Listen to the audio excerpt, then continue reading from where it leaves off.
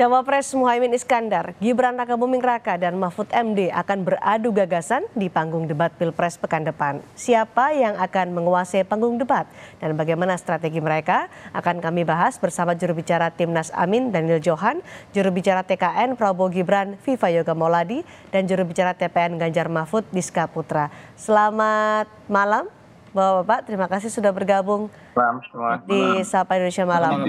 Baik.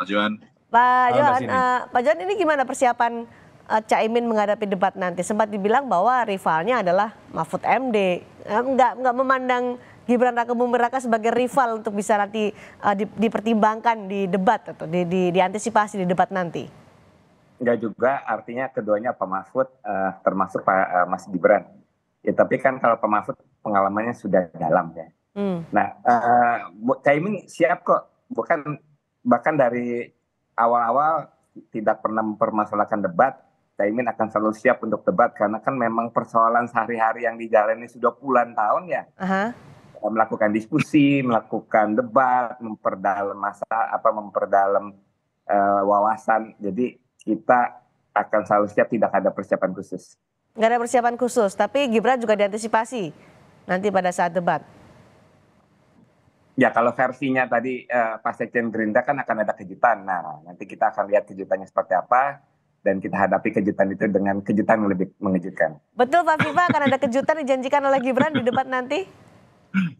Ya Mas Gibran besok berdebat tanggal 22 Desember. Tidak ada persiapan khusus karena dari seluruh materi debat Mbak Cindy itu seluruhnya sudah tertuang di 8 Astra Cita, 17 program prioritas, dan 8 program prioritas yang dipercepat. Nanti Mas Gibran sesuai dengan tema debat itu akan menjelaskan secara baik, secara detail tentang program-program yang akan diusung, yang akan dipertanggungjawabkan kepada masyarakat Indonesia seandainya nanti mendapatkan mandat dari rakyat dan akan terpilih menjadi presiden dan wakil presiden. Nah, yang kedua, ya karena ini debat adalah bagian dari metode kampanye, maka kami merasa senang ada debat ini dan masuk di Undang-Undang Nomor 7 Tahun 2011. Tapi soal kejutan yang dijanjikan, kejutan apa itu Pak Viva? Ya nanti kejutannya akan menjelaskan kalau ada pertanyaan gitu. Kan sementara ini memang Mas Gibran itu bukannya tidak banyak bicara, tetapi irit bicara. Tapi sebenarnya Mas Gibran tidak seperti itu. Nanti kalau ada hal-hal yang menyangkut tentang tema, kemudian tentang beberapa hal yang perlu dijelaskan sesuai dengan visi misi, juga nanti akan dijelaskan secara baik oleh Mas Gibran.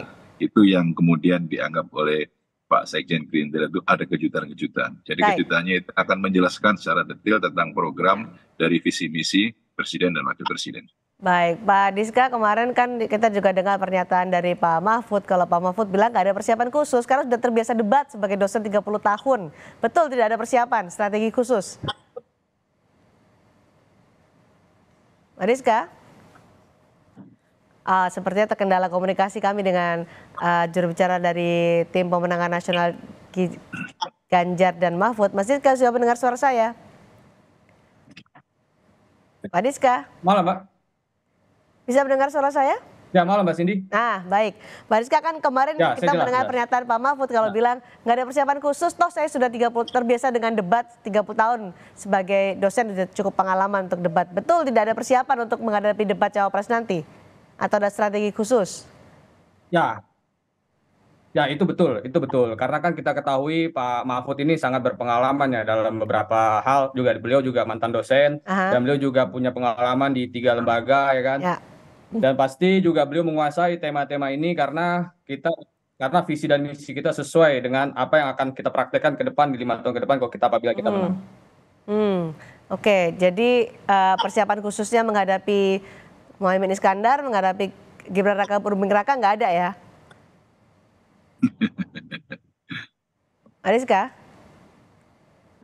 Oke, sebenarnya seperti terkendala lagi komunikasinya dengan Mariska Putra. Kembali saya ke kubu dari Amin nih, Pak Daniel Johan. Kemarin kan pada debat pertama Capres, Anies banyak ngegas nih, banyak nyerang.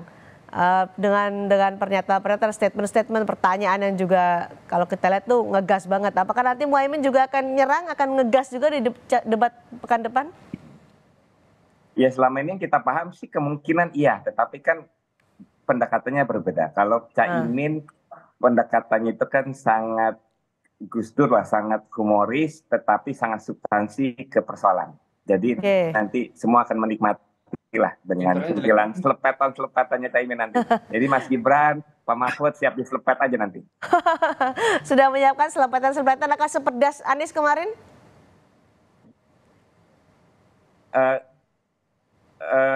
Mungkin tajamnya sama, tetapi mungkin akan membawa suasana keriangan, kegembiraan bersama.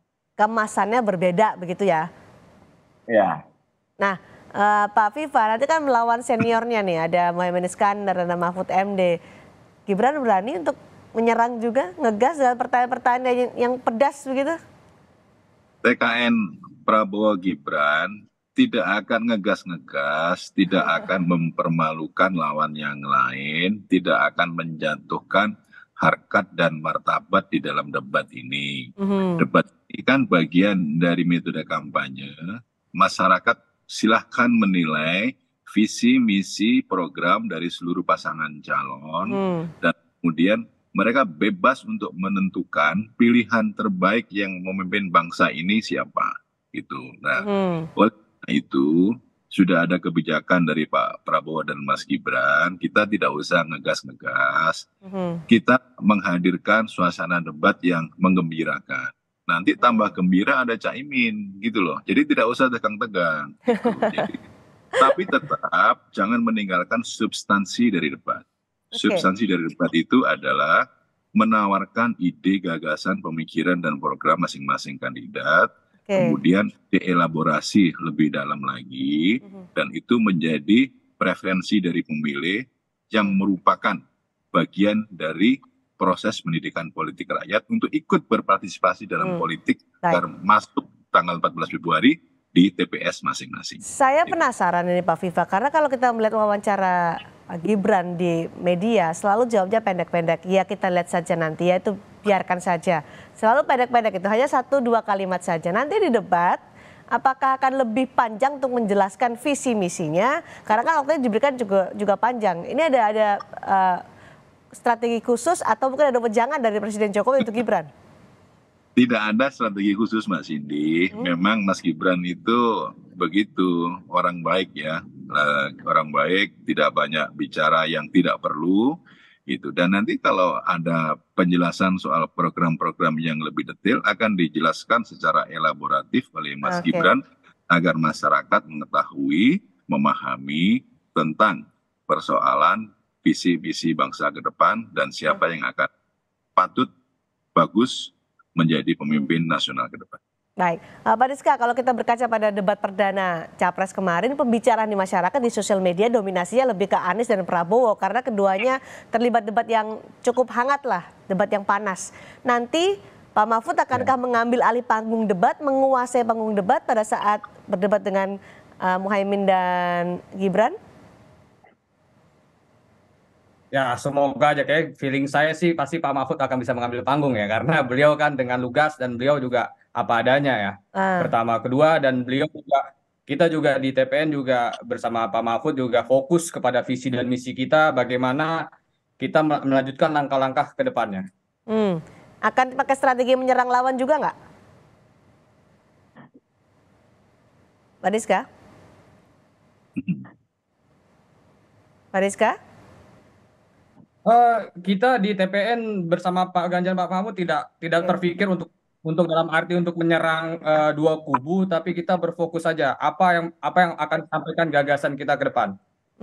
Baik, Pak Mahfud, pengalaman debatnya tidak diragukan lah, sudah banyak. Tapi tema debat nanti adalah soal ekonomi, soal infrastruktur.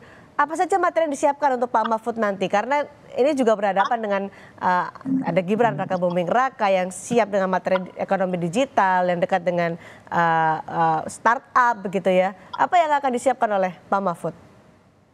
Kita fokus kepada tujuan kita, bahwasannya kan kita kalau di dalam ekonomi digital kita paham harus infrastrukturnya dulu ya. Baru kita tahu bagaimana konsep-konsepnya setelah berbisnis di digital ini. Kalau percuma kalau infrastrukturnya tidak baik dan tidak bagus, untuk apa kita melakukan bisnis digitalnya? Seperti itu. Jadi ekonomi digital itu harus jelas pertama infrastrukturnya, yang dimana Pak Ganjar kemarin sampaikan satu wilayah zero blank spot. Jadi seluruh wilayah sampai terpencil harus dapat yang namanya internet dan jaringannya harus kuat. Itu Mbak. Itu akan disampaikan oleh Pak Mahfud nanti pada saat debat. Menjadi kekuatan Pak Mahfud begitu. Pak Rizka? Pak Rizka? Ya. Oke, saya ke Pak Viva. Ini temanya ekonomi, infrastruktur. Apa yang menjadi kekuatan Gibran menurut Anda pada saat debat nanti? Ya, ini persoalan ekonomi kan secara konstitusional merujuk pada pasal 33, kemudian beberapa turunan dari undang-undang itu nanti akan dielaborasi sama Mas Gibran. Yang kedua, tantangan global ini salah satunya kan ada ekonomi digital. Jadi ekonomi digital itu perspektifnya sangat luas sekali, spektrumnya sangat luas, menyangkut soal prasyarat-prasyarat yang harus dipenuhi di dalam membangun ekonomi digital. Salah satunya adalah soal infrastruktur, kemudian soal IT, artificial intelligence, startup, dan lain sebagainya. Yang ketiga, berkaitan dengan ekonomi digital ini, berkaitan juga dengan pendidikan, kemudian dengan lapangan pekerjaan, dengan pekerjaan-pekerjaan yang baru dan pekerjaan-pekerjaan lama yang sudah terhapus, dan beberapa perspektif baru yang menjadi tantangan bangsa untuk hari ini dan ke depan nanti akan dijelaskan oleh Mas Gibran.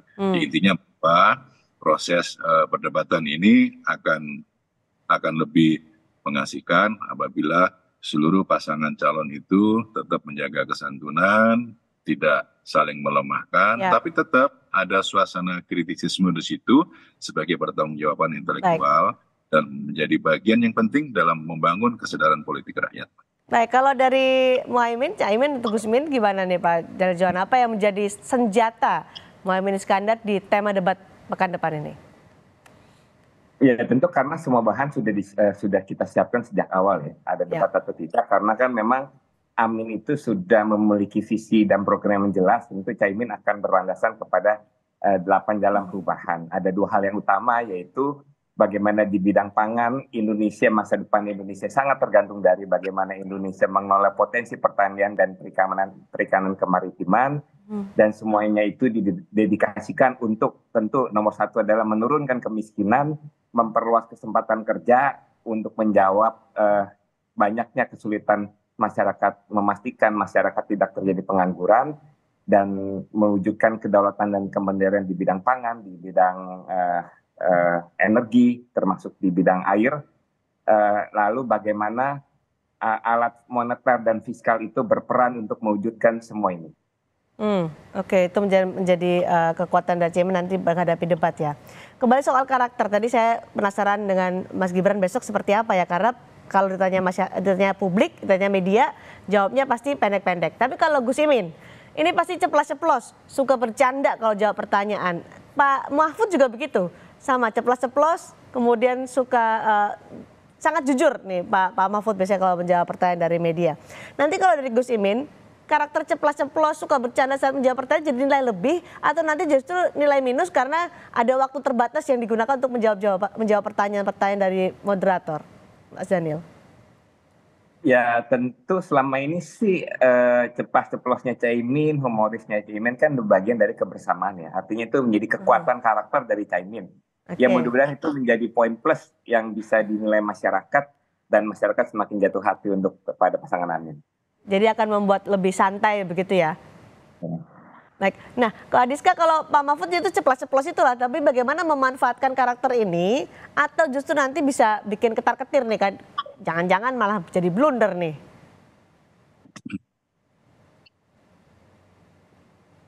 Gimana Pak Adiska? Pak Adiska bisa dengar suara saya? Tidak Mbak, karena itu kan merupakan sebuah karakter ya, seorang pemimpin yang transparan. Karena itu kan merupakan sebuah karakter seorang pemimpin yang transparan ya Mbak. Jadi dia sesuai apa adanya. Ya, saya jelas Mbak. Ya, kemudian silakan. Ya Kak. Sudah jelas Mbak, sudah suaranya. Oke.